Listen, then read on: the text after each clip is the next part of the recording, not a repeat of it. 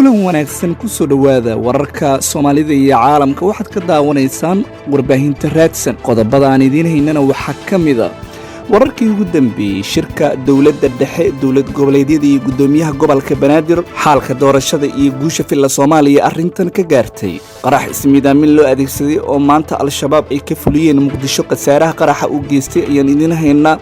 madaxweyne Farmaajo waxa uu saxiixay xubno cusub xilli lagu eedeeyay in si sharci darro ah wadadeeda uu u maray midaasi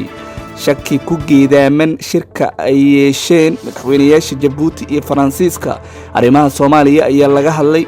jawaari oo biyo qabow ku shubay mucaaradnimadii loo muujinayay Farmaajo ee mucaaradku ay ku sheegayeen in madaxweyne uusan noqon karin maadaama waqtiga ka dhacay Axmed Madoobe oo amar ku bixiyay in 2 bil gudaheed ciidamada dawladda looga saaro gobolka Gedo Uhuru Kenyatta ku xigeenkiisa William Ruto waxa ay u muuqataa dagaalka siyaasadeed inuu sii cuslaaday waxaana uu Kenyatta markan kula taliyay Ruto inuu iscasilo iyo Turkiga oo soo badbaadiyay muwaadiniin dalkiisa u dhashay oo burcad badeed afduub ay u haysteen intaas waxay ahaayeen qaar ka mid ah qodobada ugu muhiimsan warbaahinta raadsan